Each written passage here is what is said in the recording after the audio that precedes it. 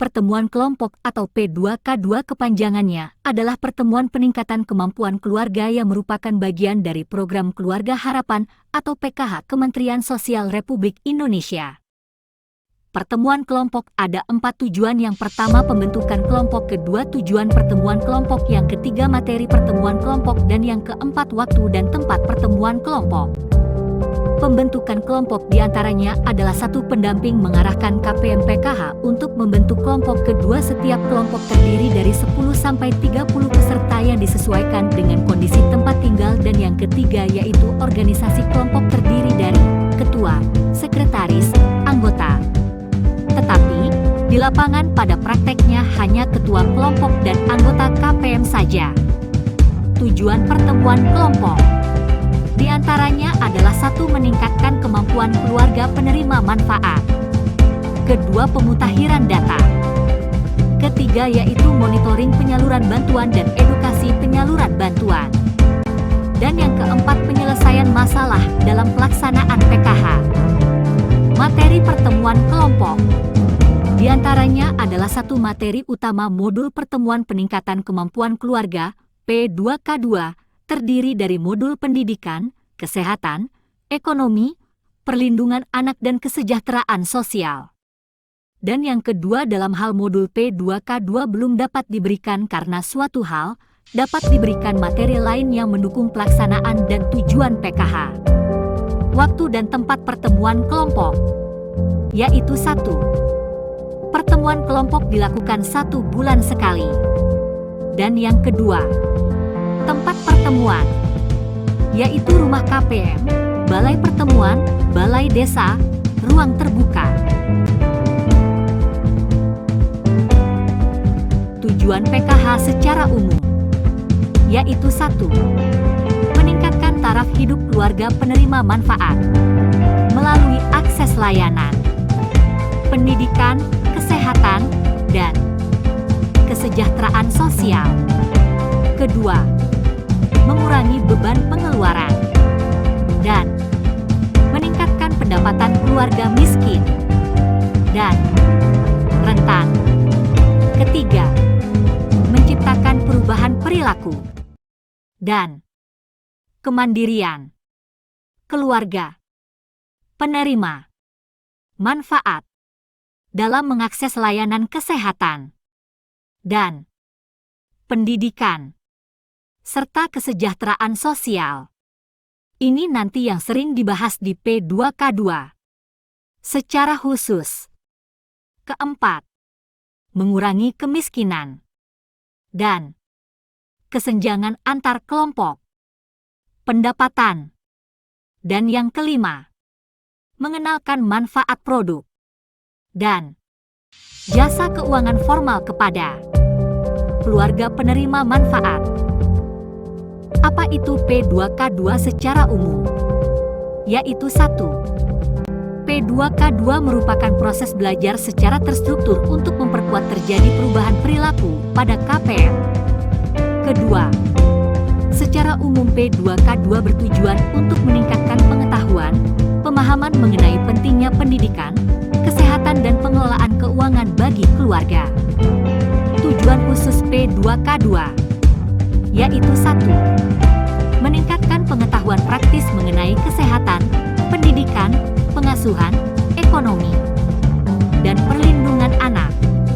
Kedua, meningkatkan pengetahuan dan pemahaman keluarga PKH mengenai kondisi, kebutuhan, dan perawatan yang dibutuhkan lansia dan orang dengan disabilitas berat. Ketiga, membangun kesadaran peserta PKH terhadap pentingnya pemenuhan kewajiban dalam bidang kesehatan dan pendidikan dalam PKH. Keempat, menjaga dan memperkuat perubahan perilaku positif terkait pendidikan dan pengasuhan, kesehatan, ekonomi, dan perlindungan anak. Kelima, menjaga dan memperkuat perubahan perilaku positif terkait perawatan dan pemeliharaan terhadap lansia dan orang dengan disabilitas berat. Keenam, meningkatkan keterampilan orang tua dalam bidang pendidikan dan pengasuhan anak, kesehatan, ekonomi, dan perlindungan anak. Dan yang ketujuh, meningkatkan kemampuan peserta untuk mengenali potensi yang ada pada diri dan lingkungannya agar dapat digunakan dalam peningkatan kesejahteraan keluarga dan masyarakat. Modul pertemuan peningkatan kemampuan keluarga P2K2 yaitu 1. Modul kesehatan dan gizi.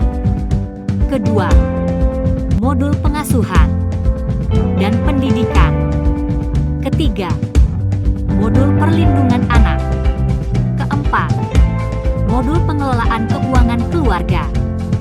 Kelima, modul kesejahteraan sosial. Dan yang terbaru ada modul tentang stunting. Penjabaran modul pertemuan peningkatan kemampuan keluarga P2K2 yaitu 1. Modul kesehatan dan gizi. Di antaranya adalah membantu ibu mengetahui pentingnya 1000 hari pertama kehidupan untuk pertumbuhan dan perkembangan anak. Selanjutnya, mengetahui kebutuhan gizi ibu hamil dan pelayanan kesehatan yang dibutuhkan selama ibu hamil, bersalin dan nifas. Berikutnya, mengetahui pentingnya ASI yang berkualitas. Dan yang terakhir, mengenali perilaku hidup bersih dan sehat. Kedua, pengasuhan dan pendidikan anak. Di antaranya adalah membantu ibu memiliki konsep diri yang baik sebagai orang tua, meningkatkan keterlibatan ayah dalam pengasuhan, dan mengurangi perilaku kekerasan terhadap anak. Selanjutnya, membantu orang tua untuk dapat menghargai anak dan mengetahui dampak negatif kekerasan terhadap anak. Berikutnya, memberikan pemahaman arti bermain bagi anak. Dan yang terakhir, mendorong orang tua untuk terlibat aktif dalam pendidikan anak di sekolah. Ketiga, modul perlindungan anak. Di antaranya adalah mengenali perilaku kekerasan pada anak dan pencegahannya. Dan selanjutnya, mengenali perilaku penelantaran dan pencegahannya. Keempat, modul pengelolaan keuangan keluarga. Di antaranya adalah membantu ibu mengelola keuangan keluarga dengan mempelajari prinsip-prinsip dasar pengelolaan keuangan, kebutuhan dengan keinginan, pendapatan dengan pengeluaran. Berikutnya, membantu ibu untuk memiliki tujuan keuangan dan mencapainya dengan menabung dan mengetahui strategi meminjam. Yang terakhir, mendorong ibu untuk menambah keuangan keluarga melalui usaha kecil dan strategi bagaimana memulai usaha tersebut. Kelima, modul pelayanan kesejahteraan sosial. Yang pertama untuk lanjut usia, yaitu membantu keluarga mengenali kebutuhan lansia dan bagaimana memperlakukan lansia dengan tepat. Berikutnya, modul pelayanan kesejahteraan sosial penyandang disabilitas, yaitu membantu keluarga dalam mengidentifikasi kebutuhan penyandang disabilitas berat dalam keluarga maupun dalam masyarakat. Penjelasan tentang tempat pelaksanaan. Yang ke-1, dapat dijangkau dengan mudah oleh peserta. Kedua, memadai untuk menampung semua peserta. Ketiga, memadai untuk menyajikan dan menampilkan materi. Keempat, tidak berlokasi di dekat keramaian yang mengganggu pertemuan seperti jalan, pasar, sekolah, dan lain-lain. Kelima, diselenggarakan di waktu yang disepakati oleh peserta dan pendamping. Keenam, P2K2 dapat dilaksanakan di tempat fasilitas umum seperti ruang pertemuan aula kelurahan, rumah peserta, dan lain-lain dengan berkoordinasi dengan pihak-pihak terkait. Penjelasan tentang waktu pelaksanaan. Yang ke-1, pertemuan P2K2 diselenggarakan minimal 1 kali dalam sebulan. Kedua, 1 sesi atau materi disampaikan dalam 1 kali pertemuan. Ketiga, Penentuan sesi atau materi disesuaikan dengan kebutuhan dan aspirasi KPM. Keempat, penyampaian sesi atau materi P2K2 berlangsung sesuai panduan dalam modul maksimal 2 jam. Kelima, waktu penyelenggaraan P2K2 dapat ditentukan sesuai kesepakatan antara peserta atau KPM PKH dan pendamping. Keenam, modul P2K2 saat ini terdiri dari 18 sesi. Jika 18 sesi sudah disampaikan, pendamping harus mengulangi kembali pemberian materi untuk mengingatkan KPM. Dan ada tambahan sesi lagi yaitu stunting yang akan dibahas berikutnya. Peserta dan fasilitator P2K2. Yang ke-1, peserta P2K2 adalah seluruh KPM PKH yang telah ditetapkan. Dan yang kedua, fasilitator atau narasumber.